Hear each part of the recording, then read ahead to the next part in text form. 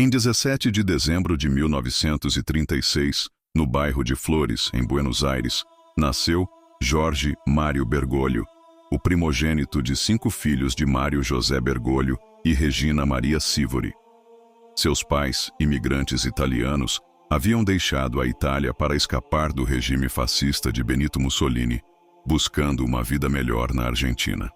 Mário trabalhava como contador na ferrovia, enquanto Regina dedicava-se ao lar e à educação dos filhos. A infância de Jorge foi marcada por valores sólidos de fé, humildade e trabalho. Desde cedo, demonstrava interesse pela religião e pela ciência. Estudou na Escola Técnica Industrial, número 27 Hipólito Yrigoyen, onde se formou como técnico químico. Trabalhou em um laboratório de alimentos, sob a supervisão de Esther Balestrino, uma bioquímica paraguaia que mais tarde se tornaria uma das vítimas da ditadura argentina. Aos 21 anos, enfrentou uma grave pneumonia que resultou na remoção de parte de seu pulmão. Essa experiência o aproximou ainda mais da espiritualidade. Durante sua juventude, teve uma namorada chamada Amália. Segundo relatos, Jorge chegou a dizer a ela: "Se não me casar com você, virei padre." Esse episódio revela a profundidade de sua vocação religiosa, que se consolidaria nos anos seguintes. Essa fase inicial da vida de Jorge Mário Bergoglio, repleta de desafios e descobertas, moldou o caráter do homem que, décadas depois, se tornaria o Papa Francisco, líder espiritual de milhões de católicos ao redor do mundo. Capítulo 2. A vocação e o caminho sacerdotal. Aos 17 anos, Jorge Mário Bergoglio teve uma experiência espiritual profunda durante uma confissão na igreja de São José de Flores, em Buenos Aires.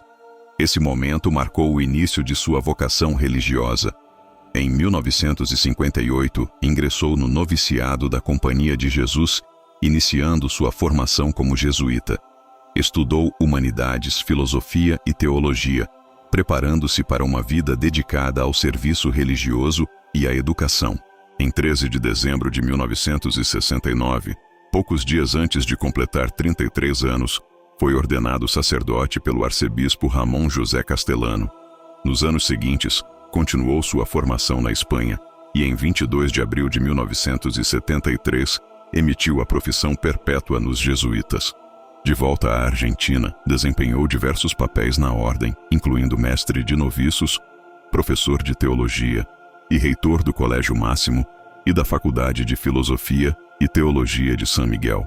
Em 20 de maio de 1992, foi nomeado bispo auxiliar de Buenos Aires por João Paulo II, sendo consagrado em 27 de junho do mesmo ano. Em 3 de junho de 1997, tornou-se arcebispo coadjutor de Buenos Aires e, após a morte do cardeal Antônio Quarracino, assumiu como arcebispo em 28 de fevereiro de 1998. Em 21 de fevereiro de 2001, foi criado cardeal por João Paulo II, recebendo o título de cardeal presbítero de San Roberto Bellarmino. Durante sua trajetória, Bergoglio destacou-se por sua humildade, simplicidade e compromisso com os pobres. Optava por viver em um apartamento simples, utilizava transporte público e cozinhava sua própria comida.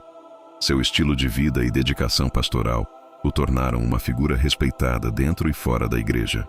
Capítulo 3. A eleição e o início do pontificado. Em 13 de março de 2013, após a renúncia de Bento XVI, 115 cardeais reuniram-se na Capela Sistina para eleger o novo líder da Igreja Católica. Após 5 votações, o cardeal argentino Jorge Mário Bergoglio foi escolhido como o 266º Papa, adotando o nome Francisco, em homenagem a São Francisco de Assis.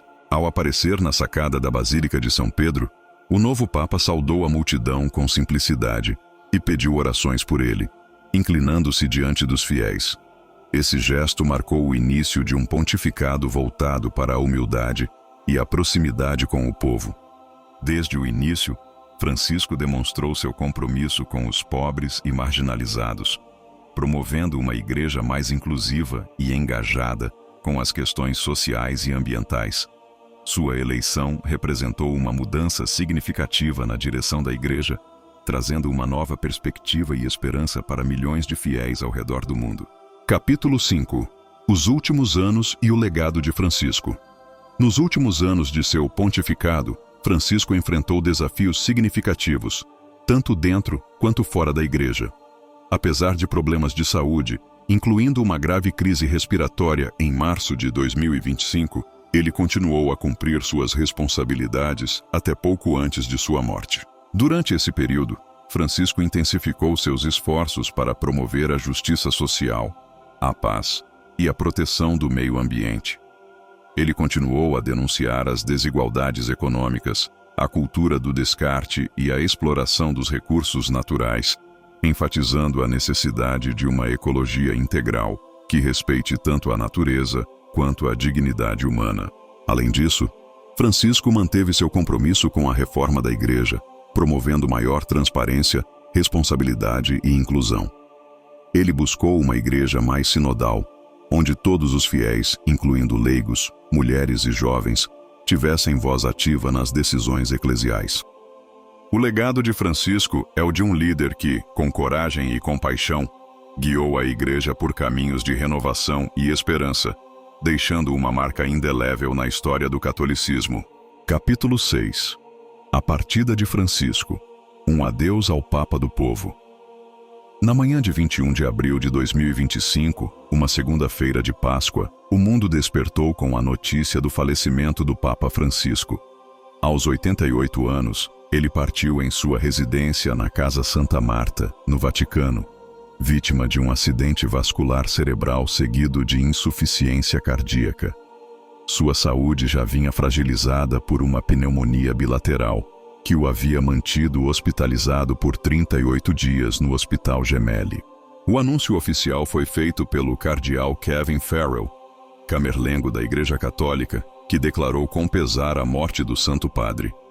A notícia espalhou-se rapidamente, levando fiéis de todo o mundo a expressarem seu luto e gratidão por aquele que havia sido um símbolo de humildade e compaixão.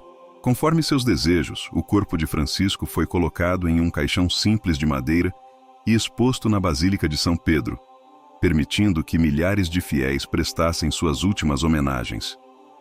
Durante 3 dias, uma multidão emocionada formou longas filas para se despedir do Papa que havia tocado tantos corações com sua simplicidade e amor pelos mais necessitados. O funeral foi realizado no sábado, 26 de abril, na Praça de São Pedro, presidido pelo cardeal Giovanni Battista Re. A cerimônia, embora solene, refletiu a humildade de Francisco, que havia solicitado um rito simples, sem pompas excessivas.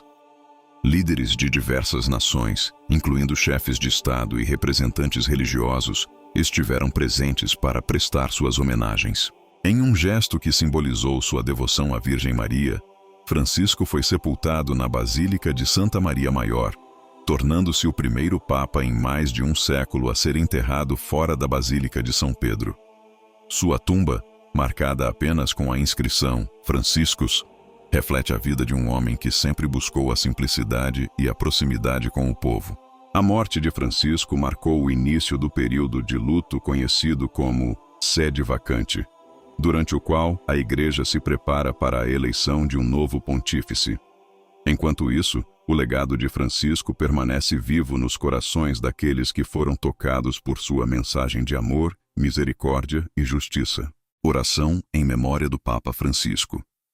Senhor Deus, Pai de infinita bondade, hoje elevamos a Ti nossas preces em gratidão pela vida de Teu servo fiel, o Papa Francisco. Agradecemos por sua dedicação incansável à Tua Igreja, por seu coração compassivo voltado aos pobres e marginalizados, e por sua incansável busca pela justiça e pela paz. Conceda-lhe, Senhor, o descanso eterno em Teu abraço amoroso.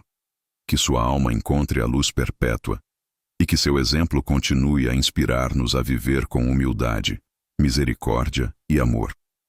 Fortaleça-nos para seguir os caminhos que Ele nos apontou, promovendo a fraternidade, o cuidado com a criação e o serviço aos necessitados, que possamos ser testemunhas vivas do Evangelho, como Ele foi.